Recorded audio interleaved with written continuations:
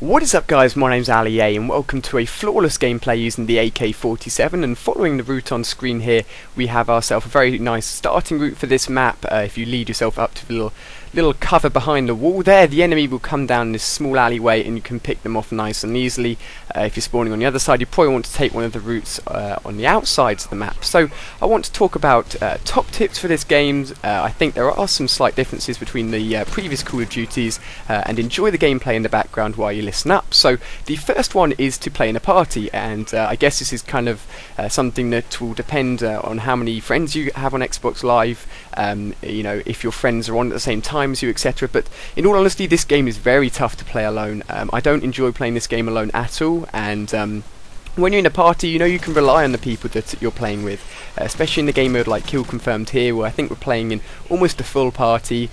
Capturing those, or make sure you're confirming those dog tags, is really important, and I can't really stress the importance of playing with a group of friends that are good at Call of Duty to make sure that you can outplay the enemy. And I think it's just more fun in a way as well to play with friends. It will keep you more positive, stop you from raging so much, and if you're not raging as much, you're having more fun. So that's the first top tip. Try and get some friends on, you know, and make sure you're enjoying the game. So the next tip is actually to never stay still. Now I do hold down the centre of the map here, and I showed a quick shot of this point of the map at the beginning, and holding down a part of the map is always useful. But in all honesty, in this game where the spawns switch so much and the spawns are sort of focused in a payback-like way, meaning that the enemy will purposely spawn sort of near you so that they can come back and kill you as easily as possible, means that if you're staying in the same place for too long, the enemy is going to know where you are, and if you pick off 4 or 5 different enemies, then that's almost the whole team that know exactly where you are on the map, and they're all going to be coming back for you, and it's not going to be too good. So moving your positioning around the map based on where you think the enemy is going to be and where you think the enemies are spawning will really help you out and make sure that you're not getting picked off from behind, which can be also really frustrating. And another really important tip, especially with the introduction of the new stripe packages, is to mix up your classes. Make sure they're not too similar. Make sure that you have at least one class with each of the stripe packages. I think I have 2 specialist, 2 assault and 1 support, so I make sure I have a wide variety there, so that depending on the situation, if a gameplay turns bad, you know, there's no reason at all to not then suddenly change your class. I think on YouTube you often see, well, in this gameplay I guess as well, you see someone starting off their game with a class and then not changing for the rest of the game. And in all honesty, you shouldn't really be doing that. You should be switching your classes up depending on how the situation's going. If you're suddenly in a tight situation where your team's being forced backwards, then using something like the specialist or the support is probably more useful than using the assaults if you're just going to be dying like on a 2 or 3 kill streak. So make sure that you've got also a variety of guns as well.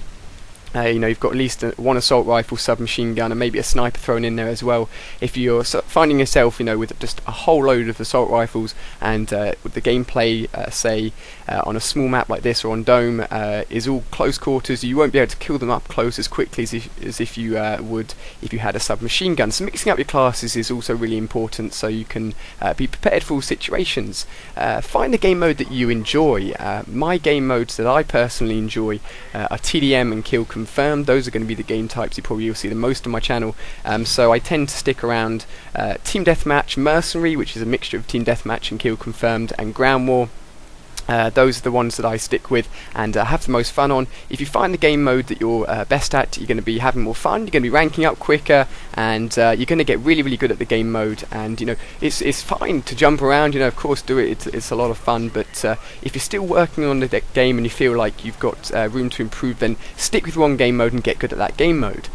So sensitivity has always been something that will depend on who you are. Normally I'd always recommend playing on a lower sensitivity. For Black Ops I think that worked really well, because it was a fairly slow-paced game compared to Modern Warfare 2 and Modern Warfare 3 anyway, as my Pavlo goes on a tear here. Pavlo's an awesome kill streak if you haven't used it before. I'd really, really recommend it in the assault package. But sensitivity, I'd actually recommend, you know, it is up to you guys. I'm going to recommend that you actually up it a little bit for Modern Warfare 3. It's such a a fast game, and if you do get into one of those close quarters sort of situations, being able to spin around and shoot them as quickly as possible I found has been really, really useful. I used to play on 3 or 4, I think it was 3 I was actually playing on when the game first came out, and I couldn't literally track the enemy sometimes when they were close.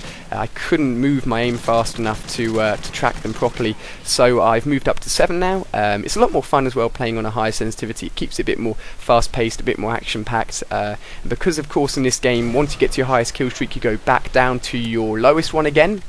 I've worked my way up to a Pablo, and I'm now back again at the Predator.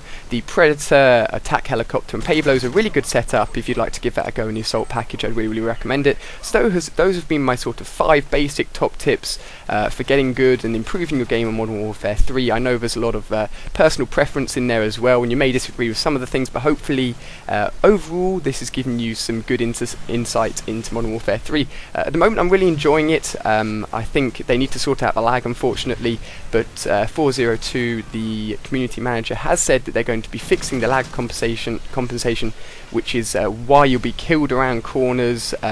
When you appear to be behind cover, you're still being killed. That's the kind of thing they'll be trying to fixing when it comes to the lag.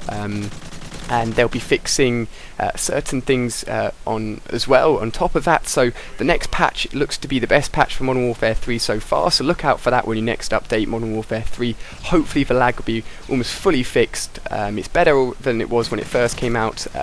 So my final score here is 13-0. If you've enjoyed the tips and the gameplay, it would be awesome if we could hit 3,000 likes. It's completely up to you guys if you want to hit the like button, but spending a few seconds doing so really helps me out. On screen here you can click on 2 more videos to be taken straight to those videos there. Feel free to subscribe if you're a new viewer on my channel. So cheers for watching guys, expect lots more videos on the way soon, and thank you for watching.